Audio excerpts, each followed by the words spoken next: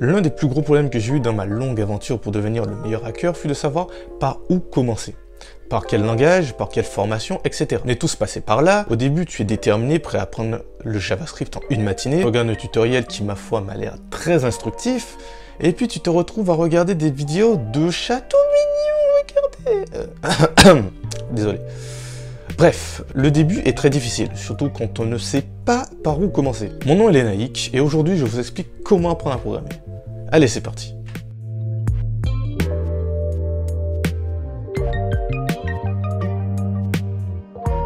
Première chose, vous devez vous demander pourquoi vous voulez apprendre à coder. Quel est votre endgame, votre objectif? Vous voulez faire des sites internet, des applications, des logiciels, faire de la cybersécurité? La première étape est de prendre un papier, un crayon et d'écrire ce que vous voulez faire. Alors, tout le reste dépend de ce choix. Prenons un exemple. Une personne qui voudrait faire des sites internet, il va plus s'intéresser aux langages qui permettent la création de sites internet. Et c'est la même chose pour une personne qui voudrait, par exemple, apprendre à faire des applications. Il va s'intéresser aux langages qui permettent la création d'applications. La parfaite transition pour la seconde partie. Maintenant que vous savez ce que vous voulez faire, on peut enfin s'intéresser au langage. Vous allez choisir les langages à apprendre en fonction de ce que vous voulez faire. C'est logique, si vous voulez faire du développement web, vous n'allez pas commencer par apprendre le C ou le C++. Commençons avec le développement web. Si vous voulez faire du développement web, je vous conseille de commencer simplement avec les basiques de ce domaine. HTML, CSS, JavaScript côté front-end et PHP côté back-end. Un peu de SQL pour la gestion des bases de données. Une fois que vous serez beaucoup plus expérimenté, vous pourrez vous intéresser aux frameworks comme React.js, Vue.js, Angular, Django pour gérer le côté front-end. Vous pourrez apprendre d'autres langages de programmation pour pouvoir remplacer le PHP côté back-end. Pour le reste, je vous laisse faire des recherches, je ne vais pas tout vous dire non plus. Mais dites-vous que dans le développement web, vous pouvez vraiment tout faire aujourd'hui. Si vous voulez faire un site internet qu'avec du Python, vous pouvez le faire. Maintenant, nous allons nous intéresser au développement d'applications. Pour le développement d'applications, je vous conseille de commencer avec le Java et le Kotlin pour Android et Swift pour iOS. Une fois que vous serez beaucoup plus expérimenté, vous vous intéresserez à React Native et Cordova pour réaliser des applications multiplateformes. Il existe sûrement d'autres langages ou frameworks permettant de développement d'applications, à vous de chercher. Concernant la cybersécurité, la data viz, le big data, l'intelligence artificielle, etc., je ferai sûrement une vidéo spécialement pour ça. Troisième partie qui est vraiment fondamentale et vraiment beaucoup de codeurs l'oublient, beaucoup de programmeurs l'oublient, alors que c'est vraiment la base de la programmation. Donc ne négligez pas l'algorithmique, s'il vous plaît. S'il vous plaît. Vraiment. Ne négligez pas l'algorithmique. L'algorithmique permet d'apprendre la programmation sans les spécificités du langage. En école d'informatique, on commence souvent par cette étape douloureuse. Un algorithme est une suite d'instructions permettant d'effectuer une tâche, de résoudre un problème. C'est avec l'algorithmique que vous en apprendrez plus sur les notions de complexité, de défaut de cache ou de structure de données.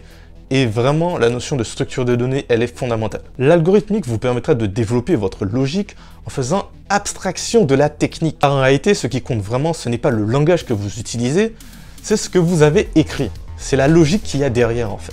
L'apprentissage d'un langage de programmation ne doit intervenir qu'après avoir assimilé les principes de base de développement informatique. On arrive à la quatrième partie, où apprendre à programmer.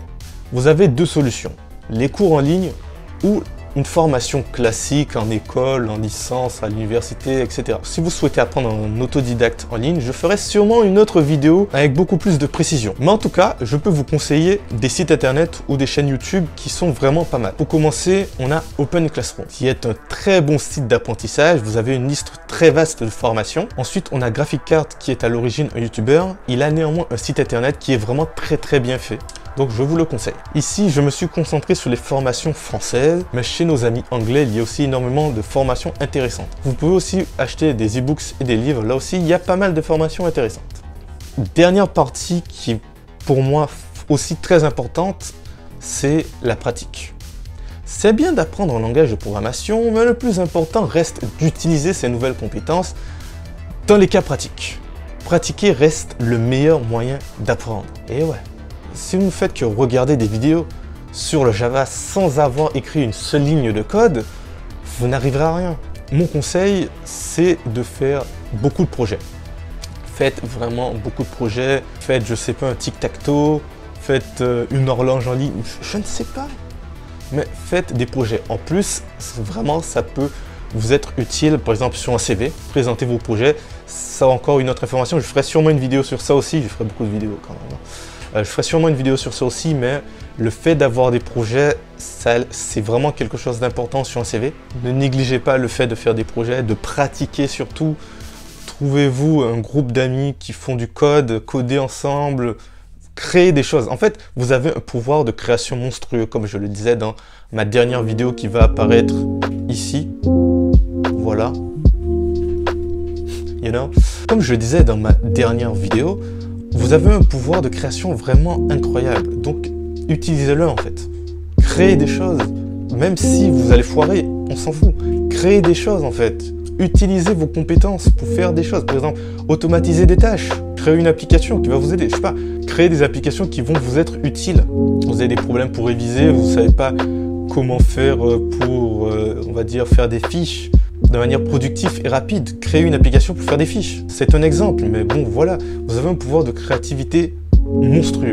Utilisez-le. Non, véritablement, la pire des choses, c'est d'apprendre une nouvelle compétence et de ne pas l'utiliser, de la laisser dans un coin de votre cerveau et d'absolument rien faire. Ça ne sert à rien en fait. Vous avez perdu du temps si vous faites ça. C'est tout pour cette vidéo, j'espère qu'elle vous a plu. Si vous avez aimé, n'oubliez pas de laisser un like. Et si vous voulez voir plus de contenu, abonnez-vous. On se retrouve pour une prochaine vidéo. C'était Lénaïque, à dans le soleil.